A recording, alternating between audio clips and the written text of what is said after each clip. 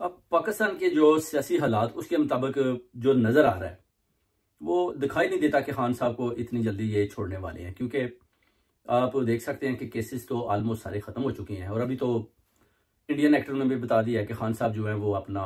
को पाकिस्तान के आइन और कानून की गिरफ्त में या जेल में नहीं है, बल्कि वो हाफिज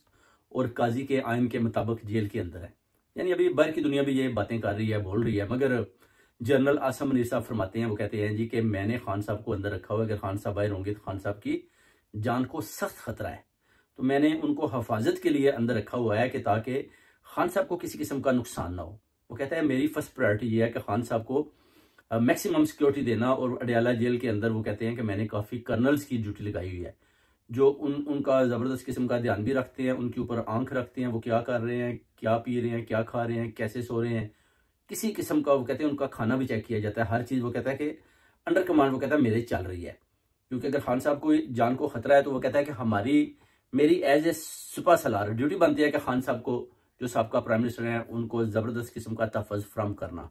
मगर जो मीडिया है वो कह रहा है जी कि अपना जनरल आसम मनीर ने अंदर किया हुआ है, तो मैं कह रहा हूँ कि मैंने उनको तहफ़्फ़ुज़ फराहम किया हुआ है। अब ये इस तरह दो किस्म के बयान चल रहे हैं जो आप देख सकते हैं कि जो अपना सोशल मीडिया पर भी काफ़ी सवालात होते हैं। कुछ लोग कहते हैं जी कि हाँ जी खान साहब की जान को खतरा है, जनरल साहब ने उनको प्रोटेक्शन दी हुई है तो अंदर ही ठीक है। तो कुछ कहते हैं नहीं जी जनरल आसम मनीर ने उनको अंदर बंद किया हुआ है कि जनरल आसम मनीर को चाहिए कि उनको फौरी तौर पर रहाई देनी। कुछ कहते हैं कि अगर रहाई देंगे तो फिर उनकी जान को खतरा होगा। कुछ कहते हैं कि अभी टाइम नहीं है, जितनी देर तक वो वक्त सामने नहीं आता जब खान साहब को फुल सपोर्ट और खान साहब के लिए फुल माहौल और खान साहब के लिए जो है ना अपना ज़बरदस्त किस्म की सिक्योरिटी फ्राम हम समझते हैं कि हम कर सकते हैं, उस वक्त हम खान साहब को बाहर निकालेंगे। क्योंकि पहले तो वो कहता है कि अब नवाज शरीफ डेफिनेटली वो अभी लंदन की तरफ अगर जाएगा तो वो जनरल आसम मनीर साहब के खिलाफ बोलेगा। जब बोलेगा तो आपको पता है फिर उसके बाद फौरन से पहले सिस्टम चेंज होंगे। जब सिस्टम चेंज हो गए तो फिर उधर से मरियम नवाज, शहबाज शरीफ ये भी भागने की सोचेंगे। अब बिलावल भुट्टो जरदारी वो भी सोच रहा है कि अगर शहबाज शरीफ भाग जाता है या किसी तरीके से मुझे प्राइम मिनिस्टर बना दिया जाए, वो ये भी चाहते हैं कि मरियम नवाज को हटा दिया जाए और हमारा कोई वजीर आला लगाया जाए, क्योंकि मरियम नवाज नाकाम हो चुकी है। आसफ अली जरदारी बार बार ये पैगाम जनरल आसम मनीर को दे रहा है कि आप देखिए मरियम नवाज के होते हुए पंजाब तरक्की नहीं कर सकता। जनरल आसम मनीर उनसे टाइम मांगता है कि ठीक है अभी देखते हैं कि मरियम नवाज और कितनी देर और कैसे काम करती है, हमें थोड़ा सा टाइम दें। अब जो बिलावल भुट्टो जरदारी है उसको बड़ी जल्दी है कि जितनी जल्दी हो सके जो है ना मुझे प्राइम मिनिस्टर की चेयर पर बैठाया जाए और मैं फ़ौरन से पहले जो है ना अपना जनाब ओथ लूँ और उसके बाद मैं अपना जो है ना अपना काम शुरू करूँ। वो बार बार इस बात पर तनकीद दे रहा है कि ये जो अपना शहबाज शरीफ है वो कह रहा है कि ये चोर है, ये डाकू है, इसको फ़ौरन से पहले हटाया जाए, ये इस काबिल ही नहीं है कि आपने जिस सीट पर इसको बिठाया। वो कहता है देखे यूएनओ में जाकर इसको तकारीर करने में कितनी प्रॉब्लम है, इंग्लिश प्रॉब्लम है, उर्दू प्रॉब्लम है, पंजाबी में भी ये नहीं बोल सकता। तो बिलावल भुट्टो ने बोला था, जरदारी कह रहा है कि अगर मैं उधर होता तो मैं उनको बताता कि हमें क्या क्या प्रॉब्लम्स है और कैसे मैं फ़लस्तीन के हक में बात करता और कश्मीर के हक में भी मैं आवाज़ बुलंद करता। जो हमारे प्राइम मिनिस्टर शहबाज शरीफ उस आवाज़ को बुलंद करने में नाकाम रहे। और आसफ अली जरदारी ने भी जनरल आसम मनीर साहब को पैगाम दिया कि आप अगर हो सके जितनी जल्दी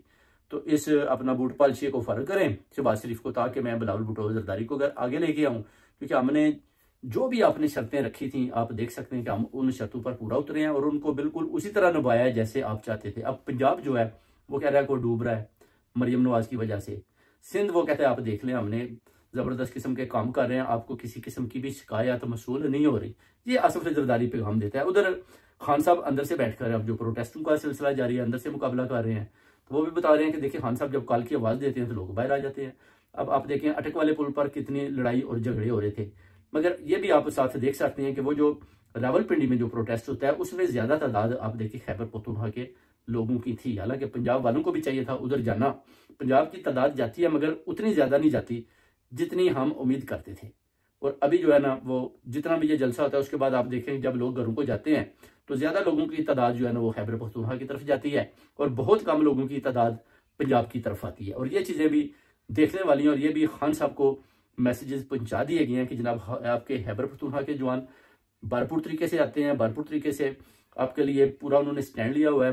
पुलिस के साथ भी पूरी वो लड़ाई झगड़े भी कर रहे हैं कि खान साहब को रिलीज़ किया जाए और पंजाब के लोग भी आकर जो आपके हक में बोलते हैं वो भी भरपूर तरीके के साथ खड़े हैं और आपकी रहाई का मुतालबा कर रहे हैं। अब देखना चाहिए कि खान साहब की जो नेक्स्ट स्ट्रेटजी है, जो 5 अक्टूबर को जलसे के हवाले से वो क्या है और वो क्या बनाना चाहते हैं, वो देखना पड़ेगी कि उसके बारे में अब वो क्या कहते हैं। उसके लिए हमें 2-3 दिन इंतजार करना पड़ेगा, क्योंकि खान साहब अभी बड़ा डीप सोच रहे हैं कि जो नेक्स्ट है ना, जो मुझे वो कैसे और किस तरह में मुझे स्टेप फॉरवर्ड करना चाहिए, जिससे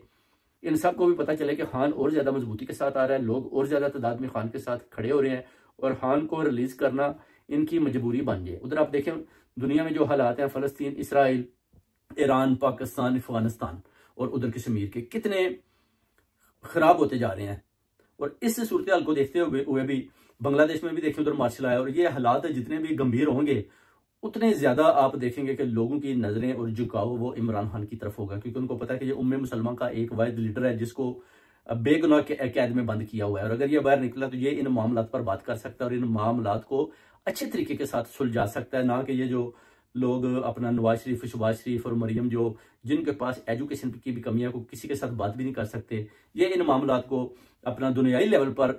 नहीं सुलझा सकते। ना कि ये पंजाब लेवल पर ही फेल हो चुके हैं, तो पूरे दुनियाई लेवल पर, आलमी लेवल पर जो है ना, वो खान साहब भी इस काबिल में है, क्योंकि वो इस मौजू पर सही तरीके के साथ बात भी कर सकते हैं और इन मामलात को अच्छे तरीके के साथ देख सकते हैं। बहुत बहुत शुक्रिया।